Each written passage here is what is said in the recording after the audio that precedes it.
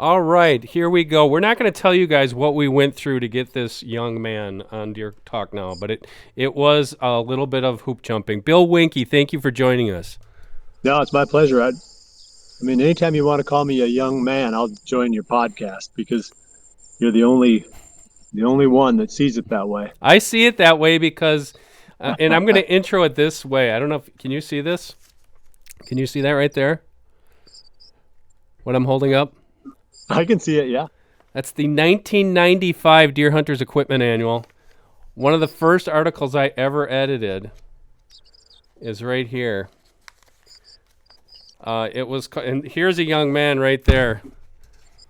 Oh, that might have been an actual young man. Yeah, that was Bill Winke in 1995. It was called "Bow Hunting Rugged Bow Hunting Accessories Don't Leave Home Without Them," and he was wearing original tree bark Easton. I'm gonna guess 2117s out of a PSE. He is the icon. He's the man who I'm gonna blame for making Iowa the mystical place that it is. Oh, I might have done a small part, but there were a lot of people that were pushing that wagon a lot harder than I was.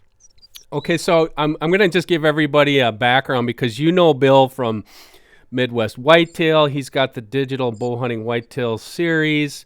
When you think about big bucks and bow hunting, he's one of the guys. I mean, right up there with, I'm going to put with Bob Robb and Dwight Shue and some of those other guys who were just really trailblazers in the industry. But you started off, I believe, you told me once, but I think you were like an engineer or something out of college. Yeah, yeah. I worked in Michigan for 4 years in engineering, and then just kind of, I don't know, you hit that point where you think either I'm going to do this for the rest of my life, or now's the time to make the break because once you start tying down with a lot of houses and kids and family and stuff like that, it's pretty hard to change boats. You're kind of stuck, at least for a while. So I tried it in 1990 was my break, and I ran into a few people along the way, which made it a lot easier. So the key, and everybody always says, it's not what you know, it's who you know. I can definitely confirm that. You may remember Greg Tinsley. Oh yeah, he tried to Yeah, hire Greg. me. He tried Is to that get me to right? move. He tried to get me to move to Los Angeles. Yes. Well, yeah, so I started writing for him in '91, I think, 90 or '91. That was the beginning, and I was making so little money, and my wife and I, we lived really super cheap, but that was the start. Was writing for Peterson's Bow Hunting back in 1990, Wow. 1991. And then I ended up writing a little bit for Craig Boddington at Peterson's Hunting, and then wrote for you guys some. Pat Durkin was the editor back then, Yep. at Deer and Deer Hunting, and then just little by little, it took a long time to get that machine rolling, just because I was a pretty shy kid, and I wasn't mentally or emotionally prepared for what I was getting into, but God had other plans, and eventually I ended up being at least successful at it. So that's anyway. That takes us way back. That takes us way back. But I Yeah. remember those years. I mean, you're probably making a couple $100 an article. I don't even know how you Yeah. survived off of it as a freelancer. Well, you had to do with the volume. I mean, Yep. there was who who was that one writer? Dang it, I should never. John Phillips. Yes, Yes, John was kind of my mentor when yep, it came to that stuff, and I think he mentored a lot of people. he did. But he taught me a lot about how to create an income stream in the outdoor industry through the writing side, and he was good at it. I mean, he knew how to make money, and he taught me basically most of what he knew, and that helped me a lot.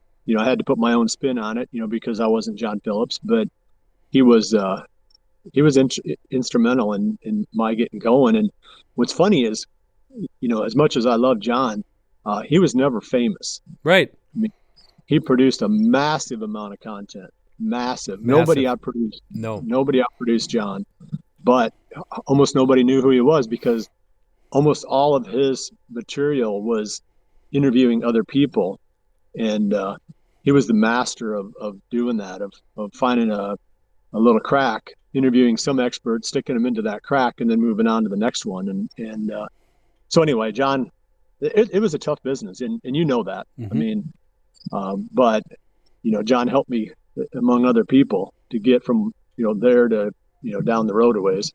I'm glad you mentioned John because he helped me too a lot over the Yeah. years. He kept me from bailing. I was going to bail and just go get a regular job. He said, "Don't do it." He said, "If you love this," and I said, "I do absolutely love it." And he said, "Just stay with it," and I did. But his famous quote, when I thought about going as if I thought about following in your footsteps, and he said, "Well," he said, you can't step over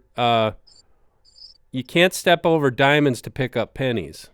And he basically what he said was that volume. He said you got to crank and you got to be a meat grinder when it comes to cranking out articles. And I'm like, I don't know if I got it in me to write 100 articles a year. Oh, As you know, writing is just really tough work. yeah.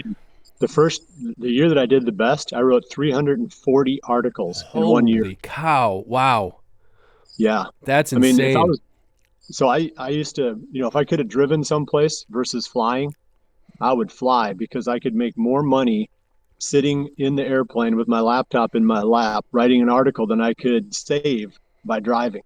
That, Um, so it's like every minute of every day was devoted to volume, cranking it out. so you And go ahead. Sorry. no, I was just going to say, but I mean, you had to, and John was really good about that too. He said it doesn't matter how much you make per article; it matters how much you make per hour. And so he said, forget about trying to beat the door down at Outdoor Life or whatever. He said, be satisfied with the Game and Fish magazines, sell where you can, because maybe the technical requirements of the writing aren't quite as high. Maybe the photography doesn't have to be quite as top notch. You can move through those a lot quicker than you can writing one article for Outdoor Life. And so, I mean, I eventually started writing for Outdoor Life too, but I took John's lessons to heart that it's not about being prestigious. It's about getting the work out there. That's exactly right. I mean, you followed it to a T, probably better than anybody I know. I mean, there's a lot of guys that did really good. Bob Robb did it. He's a great friend of mine. There's other guys that did it. Pat, my teen, he did it. Yeah. Now you don't remember this, but you and I were in an airport probably 15, 20 years ago, and this is right when you got started with your Midwest whitetail stuff, and or no. What was the first web thing that you did? Well, that would have been it, 2008. Was it Uh, 2008? So, yeah, I mean, I didn't do anything under my own name. I mean, I did some projects like, promotional stuff for some of the companies that I worked with. We produced some little oddball tips videos. I mean, the internet was so new and yep, nobody had figured out quite how to utilize it the yep. best. I mean, gosh, it was so prime for any idea. And you Uh, did it. So you're yeah. sitting there. I think we were delayed, and I said, and this was back when there was just forums. And you just kind of said, you said, hey man, you just got to get in there and hang out with those guys for a while. And you'd say like, there's other things I'd rather be doing than going back and forth. It's not that you don't like people. It's just, and that's kind of how that all started. And then when social media came and YouTube blew up, Yeah. and then you had the network TV show. Yes. I just found it fascinating, and I did see how you took bits and pieces of what probably John told you, the real tree model with like, Yeah. and probably the HS model too, with like pro staffers. Then you had Yeah. it takes a community, you built a team, and boom, you were very successful with that. And I know you've gone through iterations. Correct me if I'm wrong. You had it, you sold it, you bought it back again, and you sold it again. Well, Is that right? it was kind of, yeah, the details of it. They always say the devil's in the details, and I don't want to go into, how painful some of that really was. But let's just say I built it, I got burned out because, you talked about all the pro staff and all the moving parts, the TV series. We had all kinds of, digital series we were producing. I mean, it was a content monster, and I had 13 people working for me, Wow. producing, editing, video. I mean, it was, when it comes to just cranking it out, we were the top of the heap, and we got rewarded for that. but it took a massive amount out of me just trying to keep it all, on the tracks. And so finally I sold it. And then, there was some problems with that process. So bought it back. Kind of, yeah, I mean, the selling it again part, that would have been nice, but it just sort of fell out of my hands in the end. But, I mean, I got rewarded for it, not as well as what I probably could have or should have, in the grand scheme of things, as big as that machine was, I probably could have held out for, like, the Cronky Industries or something like that, and found a really big buyer and then just tied myself into it long term. But I just wasn't quite savvy enough to think all the way through it. I just knew that I was completely burned out. Somebody came along and said, "Hey, we'll buy this. You can scale back, still be involved." And I'm like, "Yes," you know.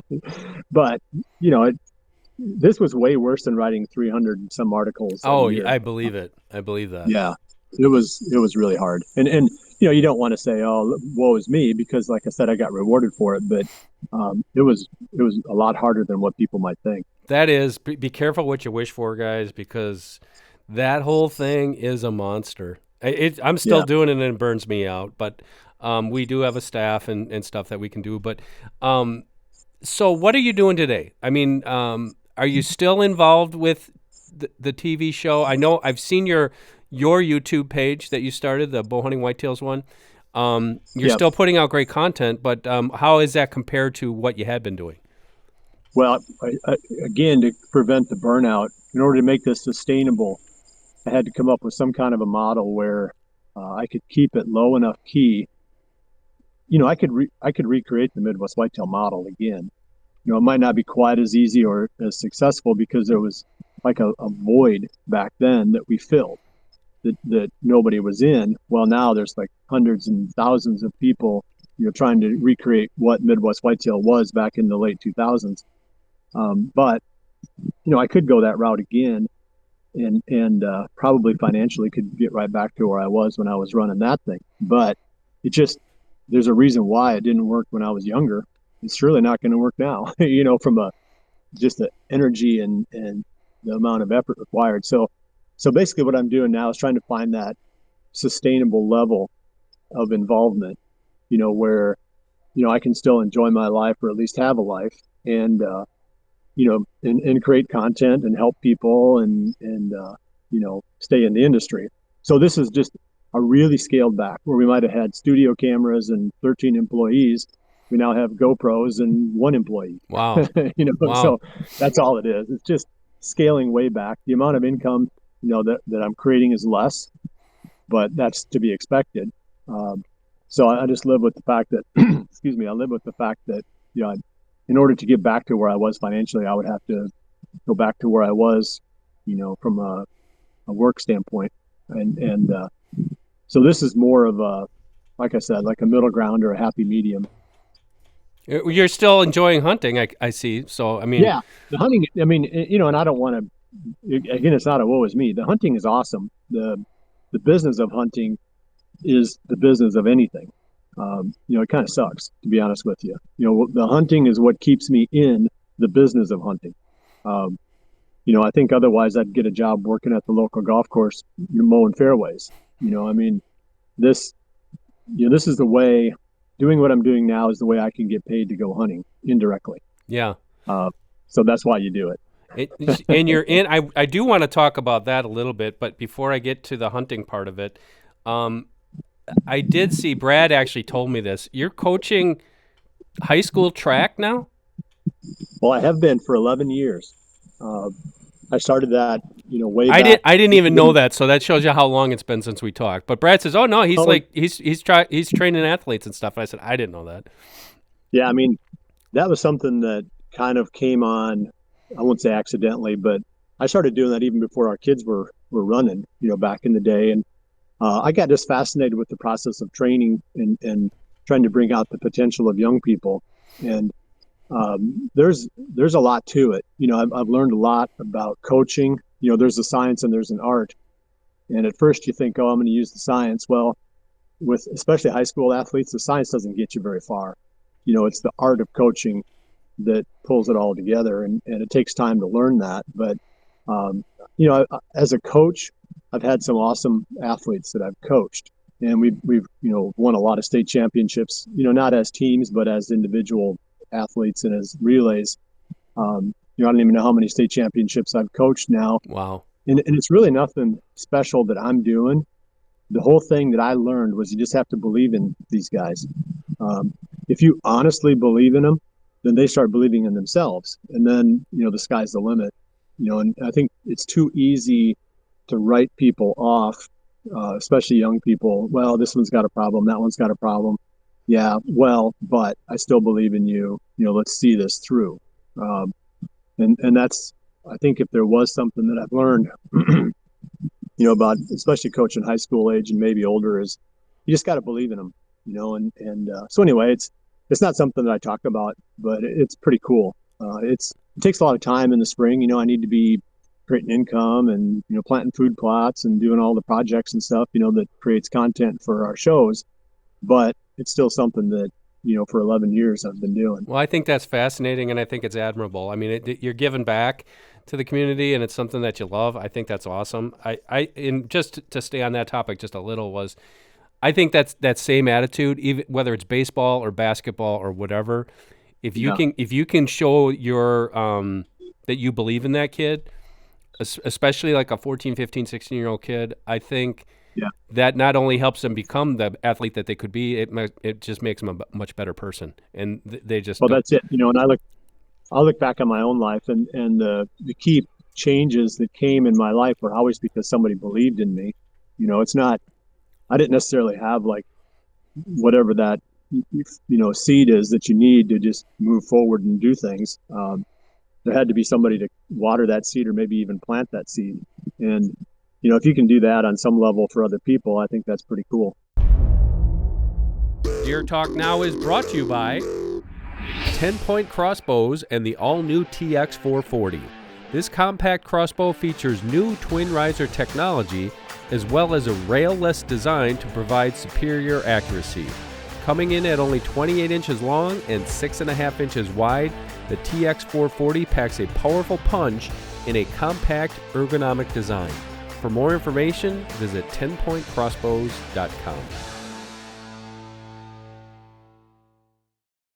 So speaking of planting seed and watering it, how many how many acres of food plots do you got out there right now? Oh, I think we're at about 25 acres. Nice. Wow. The farm needs more, given it probably needs another 10 acres, but I don't have the deer density right now that requires that much. I always figure 5%, of the property should be, focused on food plots, and I'm at probably 3 or 4%, but that's enough for now. Our deer density is not super high here. What's the EHD situation? We don't have it in northern Iowa very much. The land I own in southern Iowa, we'd get that about every 7 years. We'd get hammered, and that got really discouraging because at different times I had what could have been one of the best farms in the whole country, and then whammo, 70% of your bucks are dead. Man. Well, now what do? You got 5 years to get a 5-year-old buck. Yeah. You're going to wait 5 years now. So it was anything in, let's say, southern Iowa, central Illinois, northern Missouri, kind of that band. It fell into that more or less of a 7-year cycle, and it was just devastating. I'm not saying that's why I moved out of that area. It's not. I wanted to get closer to my family, and that's why I'm where I'm at now. But the upside is that we don't have the EHD anywhere near that level. Which is good. Have you had any problems with CWD in your area? Well, there's been some cases in this county, and we're not too far from you guys. And I know there's been cases in Wisconsin, and it's jumped to Mississippi. And there's not too many reported cases in Iowa, but there have been some in this county. But you haven't had like any wide-scale infection rates or eradication efforts? No, and hopefully that remains the case. It's that's the biggest risk here. As far as EHD, everybody talks about CWD, but EHD is a bigger risk in some areas than CWD will ever be. Yep. I remember Dr. James Kroll. I heard him talking one time, and he said that While CWD has killed its hundreds, EHD has killed its thousands. It's kind Hundreds of of an thousands. analogy to Right. the biblical term between, King Saul and David. While Saul has killed his hundreds, David has killed his thousands, or whatever that was. Mm-hmm. That was his sense of EHD versus CWD. And the only difference between the two is we understand EHD and we don't quite understand CWD. So it's a lot more intimidating for us because we don't really know how to control it. Where, EHD eventually we'll figure that one out. It's just a midge bite. But the CWD is, we're still trying to figure out how proteins get, mutated. Okay, so let me ask you this question, Bill, about Iowa. Because as you probably know, I have my own feelings on this, but I hear it. I hear it a lot. I've heard it a lot across the years and across the country. If we could only be just like Iowa, we would have such great deer. Why can't we be more like Iowa? And when I say that, I'm talking about collectively other states. What would your answer be to somebody from Michigan, because you've lived there? Somebody from Yeah. Michigan saying, "Why can't we be more like Iowa?"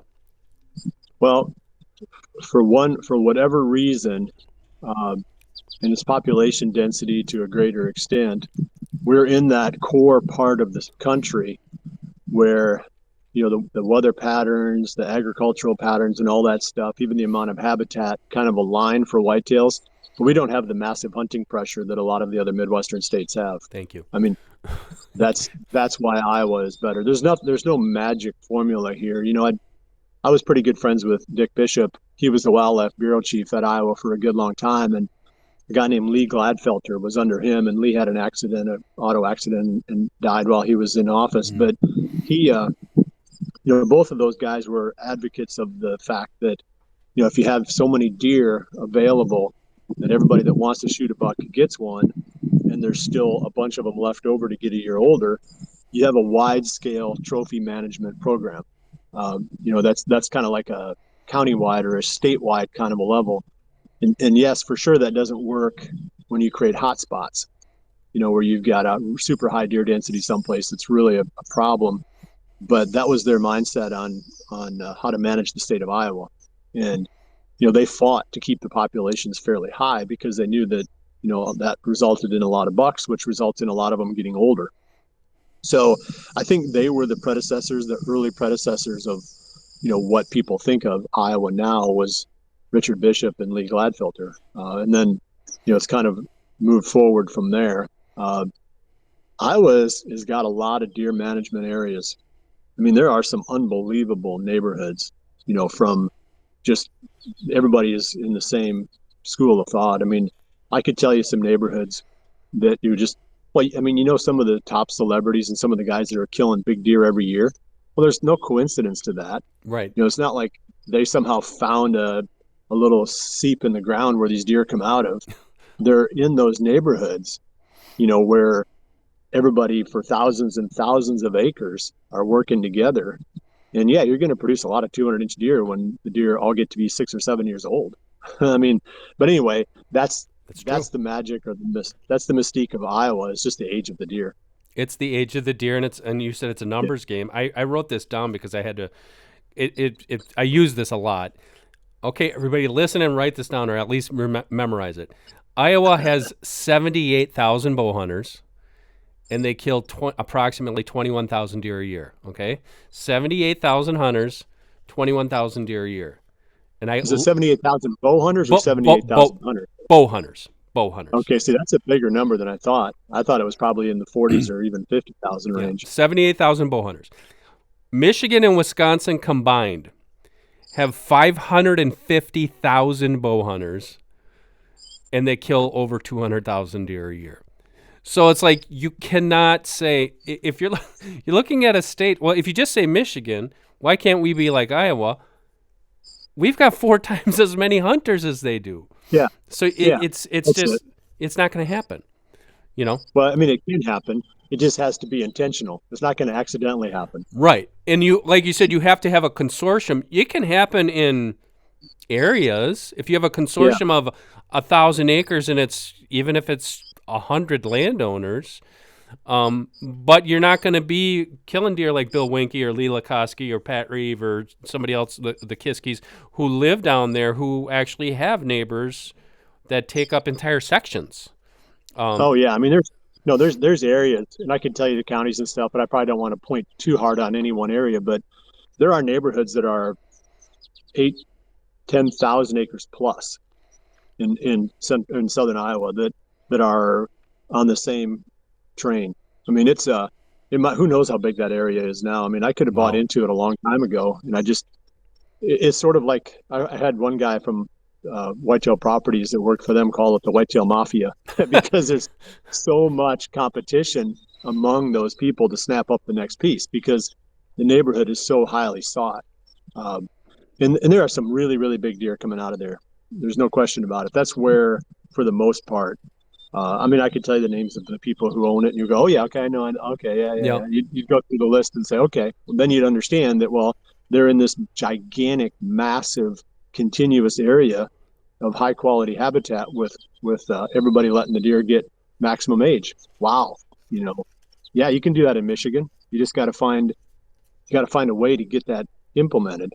I mean, it can be done anywhere that has decent genetics, decent food, and reasonable numbers. It's just restraint after that. What is the situation with land prices there? Because I always say what happens in Iowa is kind of like politics. That's why they always have the early voting in Iowa. I said if you want to know what land prices are going to do, look at Iowa because that's probably going to be coming to your neighborhood pretty soon. Well, I always thought that Western Illinois was that starting point. The Pike County, Adams County, that little area was always what I called the bullseye, and then it rippled out from there because the non-resident uh, laws were a lot more liberal there. And I won't say that Iowa doesn't have high land prices, but if it was unlimited non-resident licenses, then it would go up even more. Um, and the quality of the hunting would probably go down too, because everybody would start sub-parceling, all of this land in order to get maximum dollars out of it. But yeah, I mean, I would say, I mean, we really shot up during the COVID years, shockingly, kind of like everybody else did. But I'd say it's settled. I don't think you're not seeing a run of prices now. It's more, you have auctions where the land doesn't sell, because they just didn't get what the reserve was, or you'll get properties that they list at a pretty high number that maybe would have attracted attention 2 years ago, that they don't get any offers and nobody goes after them. So the prices I would say it's stabilized. I won't say it's come down. Maybe it edged down a little bit. Farmland is going to lead that. With the $4 per bushel, $3.70 per bushel corn. That $18,000 an acre farmland isn't going to work anymore. Um, so that will start to be a downward leader, I think, and eventually you'll see slow possible erosion of prices across the board. It can't go up 25 or 40% a year for very long. Then it has to correct Do you because think it's there'll not like, ever? Do you ever think there'll be a huge correction? no, I don't. Not on recreational land. I think it's possible on farmland with the way the numbers are lining up there. I wouldn't want to be a grain farmer right now. And a lot of those guys were buying that land with cash anyway, so it's not like they're getting killed. But if you bought $20,000 an acre farmland on credit, I mean, you're going to get toasted. Wow. Um, and it's really unfortunate. But like I said, not a ton of that happened. A lot of it was just these guys are making so much money on 5 or 6, even $7 per bushel corn. Excuse me, and they just had to do something with that cash. So they were fighting among themselves for that 80 acres of black dirt that came up in an area where 4 farmers wanted it. But they were paying cash. A lot of them were paying cash. But yeah, I think recreational land. The weird thing about recreational land is it's independent of any really good, solid economic metric. There's nothing that underlies its value. It's whether or not you want it.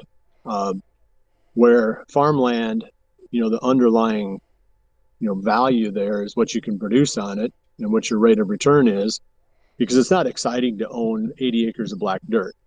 Uh, you buy that because you can make a 5% return on it or whatever that is. Well, if the if the return starts to drop, the price of the land has to drop, in order to keep you at that 5%. Um, Whereas recreational land is kind of independent of that because people don't buy it for a tangible reason. They buy it because they want it. At least that's the end user. There's a lot of investors in that game too, and there was a lot of that price being driven by people who were in it because it was going up. And I think once it stops going up, a lot of these people that were excited about it, they were big time land investors and et cetera. They're going to look for other stuff because it's not as exciting as when there's a big run up. But I don't see it crashing. That's just my experience with recreational land. I mean, I've owned a lot of it over the years, and um, I, I don't necessarily see it running big again for a while, but I also don't see it crashing. I think it sits kind of in a range until people's incomes catch up with it again. Because it can't be just those people who got the COVID money because they owned a small business and the government gave them $500,000 and they went out and bought 80 acres of land. Once that gets sponged up, it's going to fall back on more of just the mainstream buyers again. At least that's my opinion. I think that I, I think it'll go back up again someday, but I don't see it happening aggressively anytime soon. That's fascinating insights. I hope you've been paying attention here, Ian, because that's something we talk about almost every day. Okay, one last topic for you here, Bill, and we'll let you go. I did see your latest video that you put out there. If you guys want to check this out, he has a YouTube page. It's building again.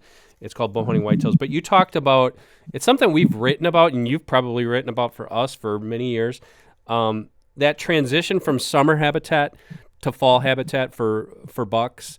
And I'm talking about adult bucks, mature bucks that you see, you get all excited, you drive past a field, you see 4 or 5 bucks, and I'm still guilty of this. I think you said you gave it up being excited about it probably 15 years ago, but I just got a picture of 3 bucks on mine. I'm like, oh my God, I'm going to kill one of these this fall off of my 9 acres, and I know it's not going to happen. What do you see with that? And I want to bring it toward the guys with the smaller parcels, the less than 100 acres. What can a guy do, if anything, to try to maybe get the drop on a buck like that he sees now in August, and bow season's a month away yet? Well, some of them will stay.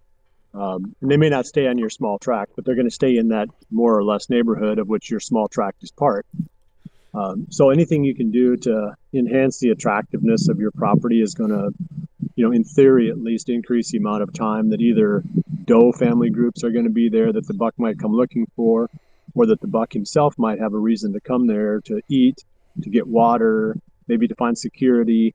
It depends on, every neighborhood's a little bit different on what those deer are going to look for, depending upon what your neighbors are doing, what's out there, what's available to them, other places. But they don't all leave, but they don't necessarily live on something that small. They're going to be, let's say they cover a 300-acre area, for lack of a better number. Maybe it's smaller, but unless you got really, really lucky and you own the whole 300 acres that he lives in most of the time, then you're only going to see him part of the time because you're going to be on the edge of his fringe or the edge of his range. And but I just think you can still find a way to make your property better. You just can't. It's not like a 1-for-1. It's like, well, if I do this work, I'm going to kill this many more. You're not. All you're going to do is marginally increase your chances. And over your lifetime, maybe you go from killing 3 mature bucks on your 10 acres to killing 7. But it's not like you kill one every year now all of a sudden. That's kind of the way that I see that. I mean, even on property the size that I've got, I don't, even the one I had in southern Iowa that was big, we had them leaving all the time. So, it's just kind of interesting that sometimes they'd leave one end of the farm and they'd show up on the other end because I had enough acres that I could find them back again, but they might have been a half a mile away in their fall range. Just got lucky that when they moved that half a mile, they stayed on me. But, if they'd moved a half a mile in the other direction, they'd be, long gone. So it's, yeah, I guess that's my answer. I mean, I don't know if that helps you, but it does. And that's something that Steve Bartilla has always said, give them a reason to want to be on your property. And if you do have a small property, I've got apple trees. I've got all sorts of food plots, and you try to make it so they actually will come through your property. But Yeah. when I'm hunting bigger properties, I have other options.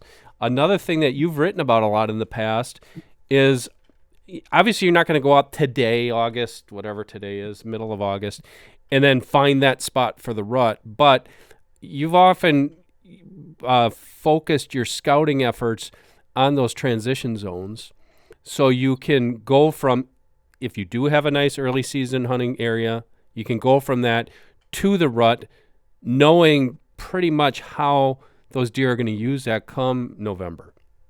Yeah. And I think the value, and that's what you guys are doing with the magazine and the books and everything else that people are writing and selling. And, more and more of it now obviously is online, but you're trying to figure out how to stay one step ahead.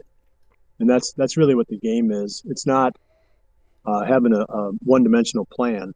You're always trying to figure out, okay, what are the deer doing right now? What are they going to be doing in the next few days? How do I put myself in front of that? You're always trying to figure out, how to be one step ahead of what they've got coming and what they're going to be doing. So the more you know about deer behavior and the better you understand how they live and what they do, makes it easier to stay that one step ahead. And there's a lot of strategy that falls in there, like within that framework of knowing where I need to be hunting. Then the question is, how do I hunt within that, framework? And that's another part. That's like maybe you got the science of coaching and then you've got the art of coaching. Well, Good analogy. you've got the science of hunting and then you've got the art of hunting. It's like, yeah, we know they make these transitions, but how do I put that into effect here on the area that I have permission or I have access to hunt? That's the art of hunting, where the hard science, you got to have that. It's the same thing with the coaching. I mean, you got to understand if you push a kid a certain way, you're going to get this kind of, physiological response. You have to understand what the deer are going to be doing next. But then you got to figure out, okay, how do I take advantage of that? That's not always so easy. And he's a master at it. He is a master at it. Bill Winke is the master at. Another quote you gave me once was like, "I don't really know how they always often work, but I know how to kill them," and that's and that's something that you've done over the past 35 years. So, well, hopefully I'm learning a little bit more of how they work, because I sure have tried hard to figure that out. But they're still fascinating. They still do stuff that we don't expect.